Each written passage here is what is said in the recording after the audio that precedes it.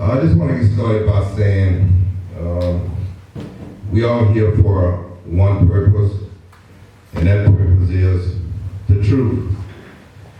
We are here because of our interest in what happened with the Hercules parade on Friday.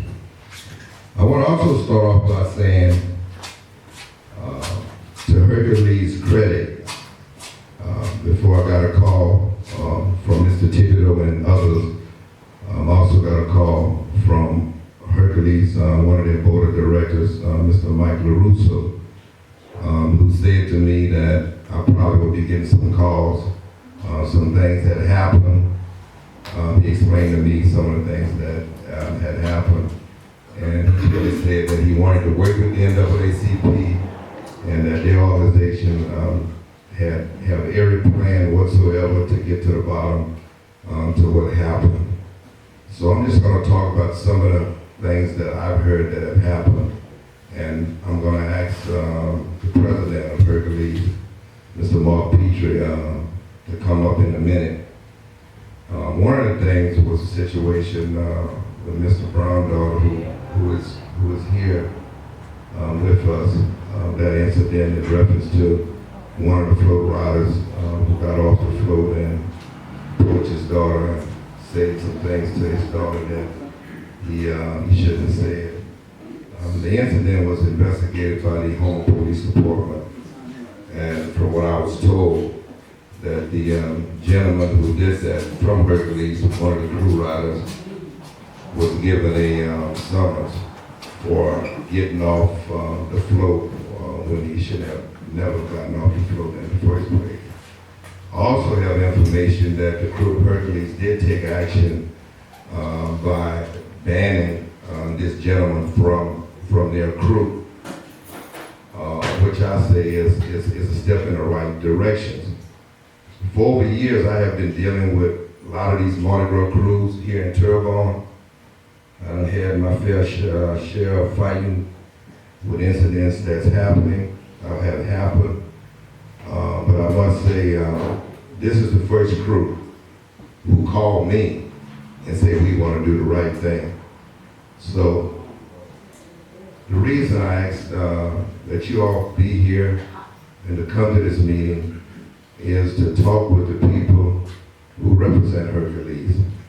Any concerns that you, the public, may have in reference to this crew, I want to give you an opportunity to directly ask them the questions that you need to ask.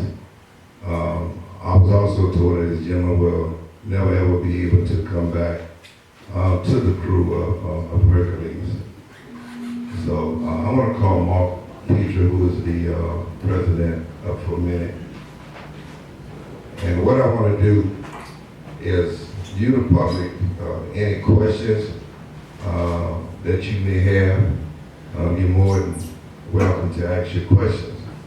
But once again, I want to say that they are cooperating, so we're not here to fight with them, but we are concerned about what happened, and you have more than any right that you want to have tonight to ask the hard questions. Can I get the timeline before Mark gets the questions? If you don't mind? Yeah. That might answer some questions. Okay. You don't mind? Well, this is the purpose of the meeting. You don't mind? I just want to give a little time. As long as it's true. I'm Mike LaRusso. I'm a board member of the crew of Hercules. My father founded this crew. He founded it on anybody could be a king. And they fought issues in the past, getting in private clubs and all, but 7 o'clock Saturday morning, I got a phone call from the media saying incident happened of a float rider coming off the float. I got on the phone with Mark. I said, we got to get on the bottom of this. We started doing our due diligence. Once we singled the member out, Mark left his home, went to the den, got the gentleman's phone number. We knew he lived in Atlanta. Mark turned it over to the HPD ASAP Saturday, probably afternoon. Then, as we were talking to the board members, If the rumor was true at that time, we knew what we had to do anyway. That night, I actually did talk to Councilman Navy, and I came up with some ideas of what we need to do. And we heard about some inappropriate throws at that time also. Sunday is when I called Jerome up, and I told him, just giving him a heads up, I knew we would be open and do anything we needed to do to make this go, put this thing in the proper perspective. At that time, the club rider met with the police at noon, I think, that day, gave his statement. The whole time we were in cooperation with HPD. During the parade, I personally went over to Mr. Brown, and I talked to Mr. Brown. I apologized to Mr. Brown on behalf of the club, said it wasn't going to be accepted, and knowing the way our board operates, this gentleman would not only be banned from the club, but any function around. He gave me his number. I even offered some things if we can help his child out. Anything we need to do, and I told him I would contact him once we made our official statement. At that time, I talked to Mr. Navy again. We started talking, and that's when the inappropriate throws issue came up. We started talking about how we were going to address it through the legal matter of the council. I think at that time, Mr. Navy called the clerk maybe Sunday or Monday morning. Already put something on the agenda to put it in the Mardi Gras, the proper committee for the parish to start the dialogue on setting some rules and regs on what can be thrown off the floats. Monday morning came, the club voted, the board of directors voted after the police report came out to permanently expel this member. In the history of Hercules, I think there's only been 3 people that have been put on this deal, and he is one of them. At that time, I called Mr. Carly Harding, reached out to him, and while he was in my office, Jerome called me. Mark was there. I said, let's have a meeting. We discussed it. We said what we were doing. Great dialogue. That's when they asked if we could have this public forum. Mark and I said, no problem. I think from a club standpoint, we did everything possible within our club meetings to address that issue. At that time, I asked Mr. Harding and I asked Mr. Boykin anything from the club that we need to do more. And he said it looked like y'all addressed everything before we even talked, before anybody even approached us. So what we wound up doing is setting this date, and at that time, Mr. Harding and I had a long discussion that night on how we could possibly bring this man to, if he did what he said, to make sure this doesn't happen to another child again. And Mr. Harding, I know, and myself talked to Chief Coleman to see if there's anything else we can do to address the problem. At that time, between Monday and today, Mr. Navy, myself, the council clerk, we've come up with some potential rules and regs. I think Mr. Harding even sits on the Mardi Gras committee situation. We did everything that we can to bring justice and make this wrong or right. We're an 800-person club. One bad apple should not ruin the good that we've done all through the year. And we apologize on the behalf of Hercules, at least I do, and I'm assuming on behalf of the board, but trust me, we will be a leader. We will be on the forefront. We want Mardi Gras to be safe. We want it to be fun, family, for everybody. And in our due diligence, once the social media came out, trust me, lies came out, I was showing Jerome, we did our own research. For what it's worth, some of the items were not just thrown in predominantly African American areas. And we have a file right here that Jerome looked at. It was thrown all the way up the route. So there was even a rumor that crawfish was thrown. We had no pictures. Mr. Harding put it out. Please give us float numbers. Yeah. Somebody give us float numbers, we can address it. But we cannot address it if we don't know what, who, when, where, and how. We just want to make Terrebonne's Mardi Gras fun, safe for everybody. And I think what we have done has probably set the bar on addressing other issues in other clubs. We'll stand for it. We will fight. We will make this wrong or right. And we will address inappropriate items being thrown through the law. Right now, what was thrown off there is not against the law. Shame on that. So we're going to address it. Mr. Navy's already on top of it. He's been in contact with Mr. Hardy. And we're going to make a wrong a right and do everything we can in our power. But I just felt that y'all need to hear from me the timeline on what we have done before even Jerome got involved. I'm sorry. Thank you. First of all, my name is Mark Petrie. I'm the president for Hercules. I've been the president for 8 years now. Our club has been in existence for 36 years now, and we do a lot for this community. And we don't want anything in return. This is what we love doing, giving back to our community. Now, I can tell you this, we're not going to let a certain few destroy what we built, what Mr. Russo built, and our club built. It's not going to happen. We're here for you, we're here for the public, and if our club gets out of control, out of hand, we will address it, and we will take care of our issues. We do not condone any of this. And from my club, as your president, we do apologize for what happened and about the different things coming off the floats. We still doing our investigation on it. Once we find out who they are, we will take appropriate action, and they probably will be moved out of our club. So we're here for you. We're not making any excuses. This did happen. We're not going to lie. We're not going to tell you the non-truths. This is what happened. We're going to address it, and we're going to move forward with all you guys on the follow. Any questions? Go ahead. Mark, tell me about the job. Where's he from? Was he from Houma, moved to Atlanta, or was he from Atlanta, came to Houma? Tell me a little bit factual what happened about that incident. Okay. You know, for the audience. He is originally from Houma, moved to Georgia. The only time he comes down is to participate in Hercules.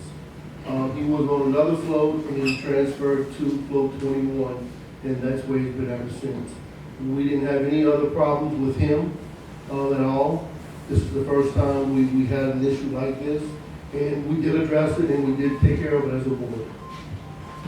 Yes, sir. Yes, Woodrow Parker. Along with being a elected official, I also, my nonprofit side, Aqua Safety First Community Program, offered this past summer a cultural sensitivity workshop. We had two gentlemen that actually stood out and came to that event. That workshop that taught the sensitivity when you're dealing with another culture of how to deal with that person. Your current sheriff came along with your DA, so DA department came. We would like more participation as it relates to what we're doing in terms of seeing things ahead of time, culturally. I have been hosting a water program in a disadvantaged area that's now being recognized by Governor John Bell Edwards as a testing ground here in Terrebonne Parish at Dewey's Auditorium. So we would like to have your participation, your crew participate in this workshop as it relates to in the future. The way our board is set up, we have 28 board members, and each of the board members have a float. Each float has so many riders. Example, the float I have has almost 80 riders. I have 3 floats. Now, we can put it out to the board. Sure. But we can try and give it to our members to see if they go and do it. But I can't promise you, but I can promise you as the president of the crew Hercules, I will do it and participate in it. Thank you. Can you tell us about the incident itself through your investigation? What exactly took place? We hear so many stories. What did you find that took place? I mean, the thing that I found out was basically what people were saying from the public, to where you had float members throwing female stuff across. I don't want to say the word. No, But also they say it was throwing dog bones to the African American community. Now, one of the things I did find out, I seen where some people went on Facebook and made comments and was upset in the white community, it was basically said that it was thrown in the white community the same thing. So, What about the young lady? What happened, what did you find out happened with the young, without mentioning her name, of course? I spoke with the father who is here today, and he basically said what Mark and what people were saying, that he got off the floor and approached and followed his daughter and asked for her email address. And Mark basically said him and Michael just might end up speaking, with the father. But I contacted the father personally myself, who I consider a friend and that I've been knowing for a long, long time about this, incident. When things like this happen, when you don't do anything about it, to me, it's worse. But, like I said, my head goes off to the crew who contact me, basically to let me know that it was coming and that they wanted to cooperate and do everything that they possibly can. To be honest, as NAACP president, it's not that easy all the time. But you have people lie, they don't want to meet, they think you're out to get them, and they give this hell and still don't want to meet. But I can say for the fact that they are cooperating with the NAACP is good. And I think they're leading by example for anything that may happen in the past with other crews. One of the things, when things happen, kind of like do my own deal to where I try to find out about this crew and how long it's been here. Do they have any African Americans that's riding? Some of the stuff that I look at. One of the things I found out that they have approximately over 100 minorities that ride. Also looking at their history, this group is the first group to elect the first African American king. Matter of fact, first African American king, and also there's two African Americans who have been king. One of them, Mr. Thibodeau, that I know, that's here, Ron Thibodeau. Ron Ward. I don't want to get it mixed up with Mr. Thibodeau, Ron Ward, but he's also been the king also. He's still king. Yeah, I didn't know he still was king.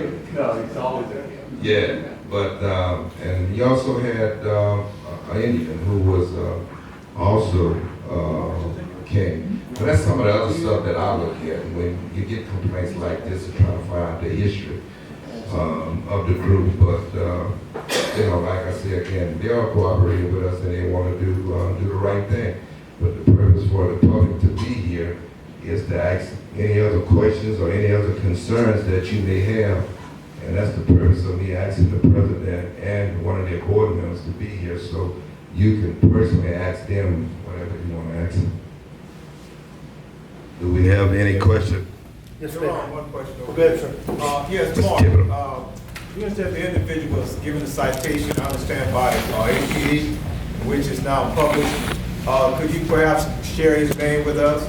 That is public, so we would like to, if all possible, know his name. It's I didn't see in the paper. I didn't see the paper, sorry. Stefan Knockins. Stephen Knockins. Google it, Mr. Tilden. Google it.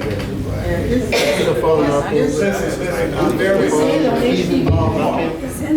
Yes, sir. and I just want everybody here to know that I'm a very articulate, very intelligent individual, very capable of Googling. However, I did not read the papers, so today since I'm here, I thought I asked a question. Yes, sir. Stephen Knockins spells his name in different ways. Stefan Knockins. Stefan Knockins. Yeah, his name is Stephen Nakin. Stephen or Stefan. I've heard it both ways. Some say Stephen. But I just want to say it since everybody. We have another question. Go ahead. Mr. Martin, Yes, ma'am. is there a rule in the intake of alcohol riding on the floats?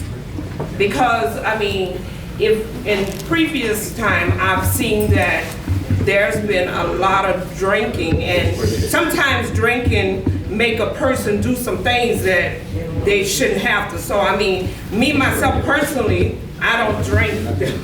I'm not a drinker, but I feel to believe that in the future, somebody needs to come up with a situation where they can, the amount of drinking, because I've seen riders on there falling down, going over. I mean, I think that they should try to do something about how much intake of alcohol they should drink on the floats. We, especially my float, I have 80. So what we normally do is if they're too much, we'll call somebody to come pick them up. When they sober up a little bit, then we'll let them back on the float. Now, if, how many ladies and gentlemen here do ride in a Mardi Gras club? Raise your hand for me. As you see, and I'm not making any excuses, okay? Sometimes when you do see people fall over different ways, they don't have their harnesses on, they go into the restroom in the back, and what happens is when that truck driver is driving, if somebody runs out in the front, when he slams on them brakes, guess what? We going over. And again, I'm not saying they're not intoxicated, I'm not. But as a club, we can get with our board members and we can address that issue about them being too drunk or having too much alcohol. Not only your club, there's a lot of riders. Well, I believe that's going to come from Mr. Carly and the council to address that. Because, I mean, I might be able to drink 2 drinks, but you might be able to drink 10. So you can't put a limit on how a person will act when you drinking or what you drinking or how you drinking. You know, they start drinking 6 o'clock in the morning. So, I mean, trying to say that as irrelevant is really not, but you can't control that, you know, Yes, ma'am. that's something you really can't control. Yeah, one of the questions that I have, when you all are loading up, who checks the items that's put on the float? Because these items have to get on the float in order to throw them off the float. So who is responsible for checking? We have load-out crews who load the floats, and we do have float captains. Most of our club members and captains know to go and check the floats for different things. But if they're in garbage bags or they're hidden in bags, we won't see them. And again, we're not making any excuses. This did happen, and I promise you we will address it come next Mardi Gras season. Right, I guess like not a question, but just a comment, like if there are a such thing as float captains and whatnot, there should be transparent bags just like there are in pre-K. You know what I'm saying? There's transparent, they want you to have a transparent color box for your kid. They want you to have a transparent school bag. If we, the public, are going to receive anything from any crew, yours or anyone else's, they should be checked. Just like Mardi Gras, I mean, just like Halloween candy. You know, just like any other thing that we're distributing to people and children. Yes, You know what I mean? correct. Now the carnival clubs do check, even at the mall. The fire marshal goes on and he'll check for different safety issues on the floats also. Now with the Crew of Hercules, as you guys have been noticing, we've been building bigger and better floats. We don't have many breakdowns anymore. If you notice, our last parade went pretty quick thanks to the new and improved system the sheriff's office and the parade captain came up with. So we do have different deals to check. And look, I can only tell you as the president of the club, we will do better, and we will look at our club policies and rules to enforce other things that's going on. Yes, please. Okay, my name's Mona Triggs, and my question is, you said that Hercules is a leader, and you guys have been a leader. I want to say that my son attends SEC, where Hercules is one of the biggest clubs that comes and gives us the most and the best parade, and has been one of the biggest contributors to our school that we appreciate during the Mardi Gras season more than anybody. Y'all give us the best parade, gives us some of the nicest things, the nicest throws, or the kindest people. We don't see you guys drunk, falling over, acting a fool. We see you all nicely populated, wonderfully kind-hearted, all that kind of good stuff. Okay? I'm saying that to say, it is a black eye on your organization. Yes. When all of this stuff comes out. I was highly disappointed and stuff. So what I'm saying is, you said you guys want to be a leader, and you talked about legislation that could come out or whatever that could. I think the best thing would be to self-police, and I think that if legislation comes out, we talked about bags clear and all this other stuff. I think the best thing would be to find clubs as a whole. And if you find clubs as a whole, in other words, no matter who's on your group is fined as a whole. Right. And if Hercules would be, want to be a leader, would you guys be willing to lead that charge, to the council and be forerunners to say that we're gonna be the ones that say, hey, we want us and all groups that we're gonna be responsible for ourselves, and we want other groups to take responsibility for their throws. Right. And if we're gonna take the lick, and that means that would force clubs to self-police To be themselves. accountable. That would, yeah, and that means you're gonna get a $10,000 fine if any of your Right. group throws these things and we got proof of it, okay? And then You're right, and I'm trying, and that's what I brought up right from Jump Street. You have to have it in law first. yes, I'm asking you. No, you're 100% Would you guys right. be willing to lead that charge? And I think That's part of my plan, what we're talking about. That's where you make a difference at, and that's where you turn this around at, and that's where you turn this around and make this a good thing, and this is where you turn the good part of Hercules back and try to recover from this black eye that certainly not all of your members are responsible for. 2,000% right, and that's why I've got with Mr. Navy, and me and Mr. Harding has been talking, and Sheriff-elect Sonia already started on the new rules. He's already working on that. We're working and that's just one club. Now, on this committee, there's every club from Lil Caillou all the way to any club that parades in Houma.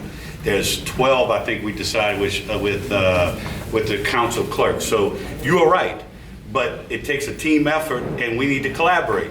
The good thing is we're bringing everybody to the table to talk, and I think that's part of the leadership. But the reason why I really want it, I swear, and I really feel this way, and I think I told this gentleman this Sunday, but I want to thank him for not causing a fight and beating the hell out of somebody, because the story would have turned. Then the story would not have came out. And I told you that Sunday, sir, and I'm gonna tell you that today. If you would have done something, then it would have been a totally different outcome of the story that we hear there and the reason why we're here. That's leadership. And that's why we're here. And I told this to Jerome in the past. Ain't too many people that called him right away. That's part of the leadership that you're talking about. And you have... What I see in other towns, what I see in Alabama, what I see in Gretna, what I see in New Orleans is these crews are fined or they're suspended when they throw these throws. And they're not suspended, a float member is not suspended, a float is not suspended, the crew is suspended. So once the entire crew is responsible or going to be held responsible for a throw, I think then there will cause self-policing, and then nobody's going to throw that. The first thing we need to do and put into law is what are the racially sensitive items. And it's true, it's not in law right now. Well, I don't think that there's going to be a list of racially sensitive items. Standard acceptable. Because that's going to be ever evolving and ever changing. There's no denying, but we have to keep trying, is what I'm trying to say, because that's law. I don't think there's going to be, I agree with going to say is anything that's going to be considered, but yes, we're on the same page. No, I agree with you, you're 100%. See, when we first met, Jerome, me, Mark, and Mike, it's a rather sensitive situation that we're dealing with, and it's not going to happen overnight. We can have a number of people come up with so many different ideas, and everybody have the right ideas.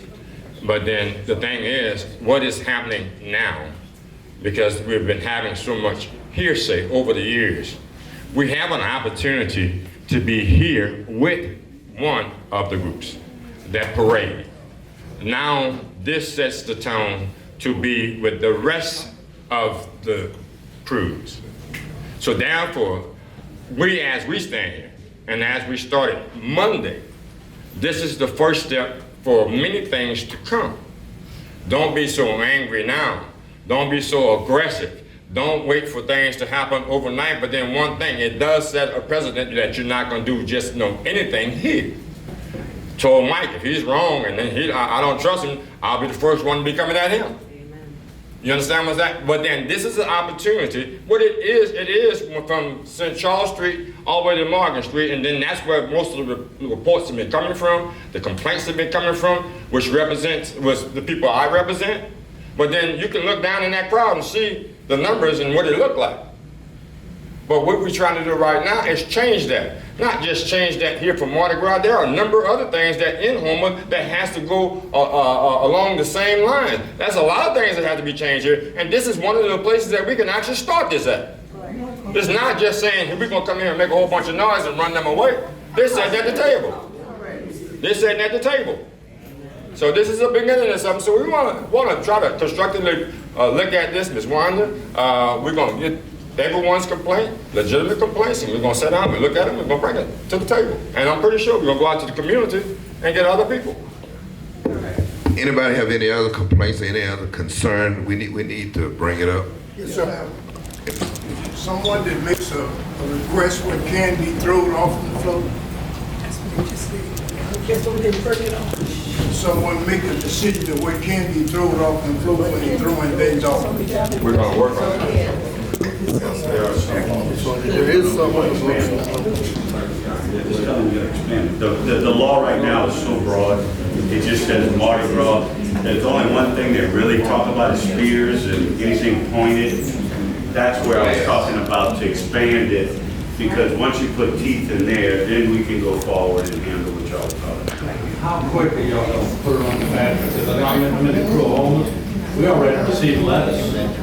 Based on this, so how fast is it going to become an ordinance? I've spoken to the rest of the carnival clubs, and I've shown them different things that happen to them, and they also have market meetings also to take care of the issues. Thoughts on that? We don't know what it was actually thrown. I don't have a picture of that. You know what I mean? We have the new sheriff that's here. Sheriff, you have any new ideas or anything that why don't you come up a minute? Well, a couple things. We do have some existing ordinances. The young lady here talked about it. In order to find a crew, they would have to have some parish ordinance that can define, okay, this parish, or this particular crew done it. The young lady in the back is absolutely correct. There is an ordinance, and the Mardi Gras crews do provide the layout, who's on what position of the float. And there was even, well, you know, they can switch places. If they switch places, it's going to be, when we figure out whose place it was, whether you switched or not, that's why you don't switch places. Right. So these things are already laid out. It's been ordinance. There were some things written last year, I actually wrote. So these are some things that we've started updating. There was a lot of safety ordinances that were rewritten. Example, don't fill up the float's generator up on a route because it's a fire hazard. We don't want the public safety. We don't want anybody to get blown up or get harmed. So there's a lot of things that were rewritten, updated over the years. We even defined the, you know, you got service dogs now. And where you cannot, where they can, where actually a parade route, anybody that has a disability, this is an example, anybody that has a disability should be able to enjoy anything anybody else does that requires a service dog to do it.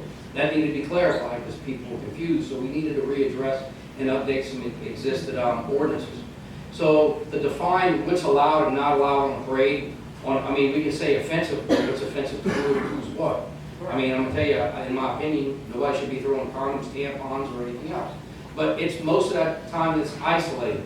What I would tell the citizens, if that happens, if you can get the float number, that's gonna give us pretty much all information we need. We can address with the float captain.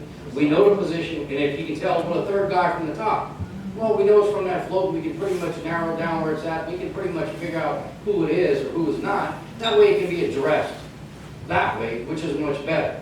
I mean, yes, sir. My question is kind of, you said that the person was banned from Hercules. Yes, sir. Personally, I think if somebody makes that type of infraction, they shouldn't have the ability to ride in any group. So if he messes up for Hercules and next year he decides to want to ride with Titans or anyone else, is he allowed to do that? I think that's more of a question for the council.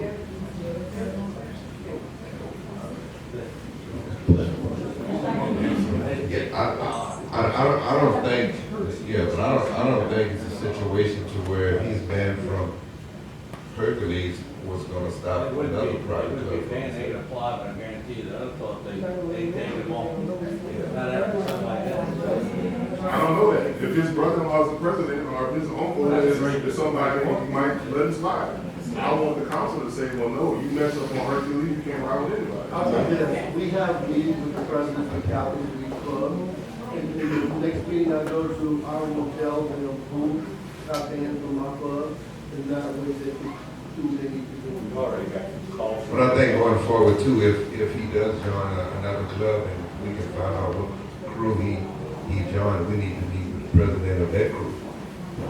Going forward. Any y'all check video surveillance on businesses too, where these floats were, or have y'all done that already?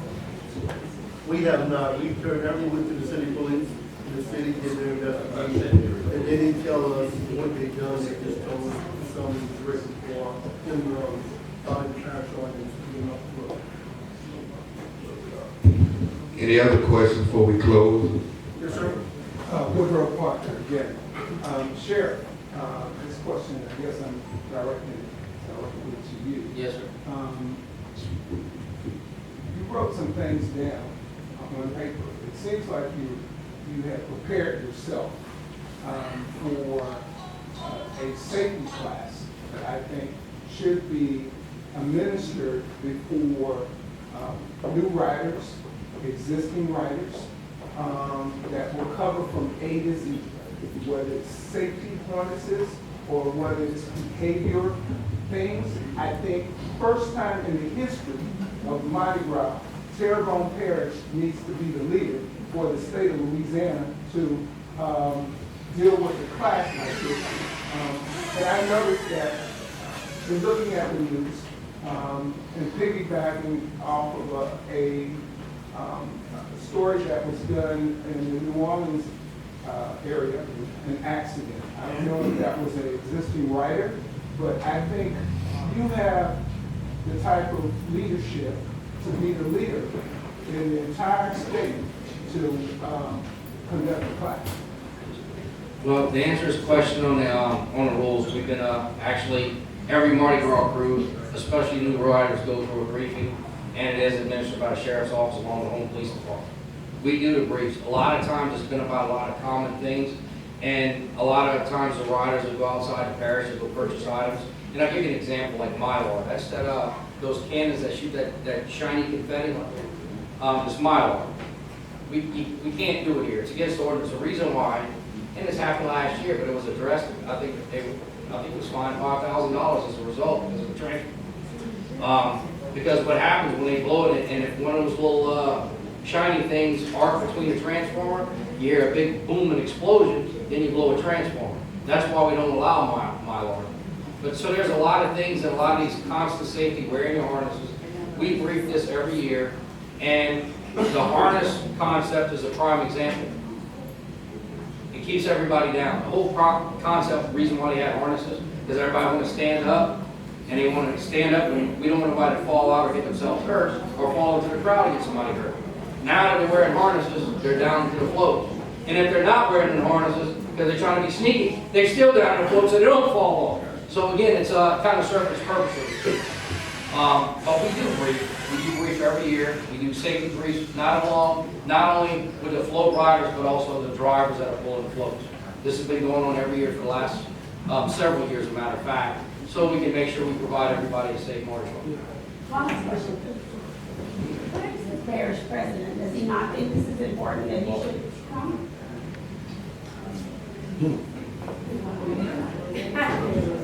Good question, Juan. Where's the parish president? Does he not think that this is, he's having a program on the 28th, maybe Mr. Navy, that's a better question for you. The program is called Community Unity. Where is the parish president?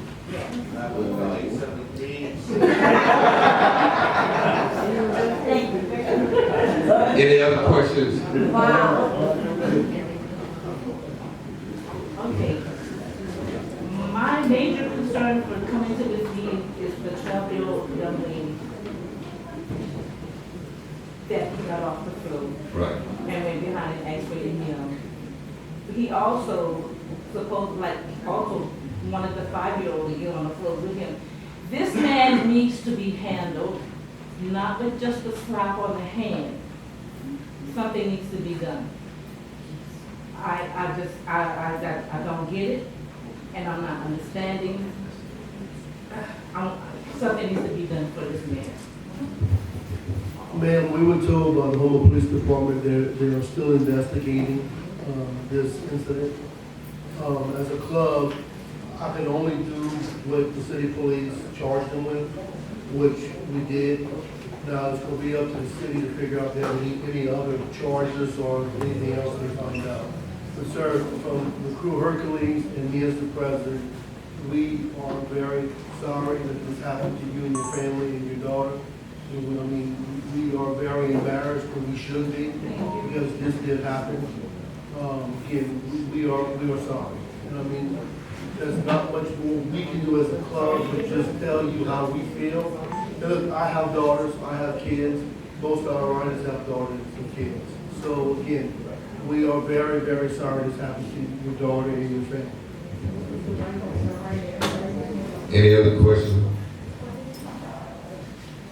Hearing none, I want to thank you all for coming out tonight and asking the questions that you was concerned about. But going forward, we need to get as much information as we possibly can with today's technologies, with the phones and all. Take pictures of the crew, take pictures of the float number. We just need as much information as possible, because once we get this information, it's a lot easier to pinpoint and to take care of this concern with all the information that we have. So I want to thank each and every one of you for coming out here tonight. And moving forward, we're going to continue to fight and to work with the community, work with the organizations who want to work with the NAACP. And the ones that don't want to work with us, we're going to continue to fight them. So thank you for coming out. Thank you.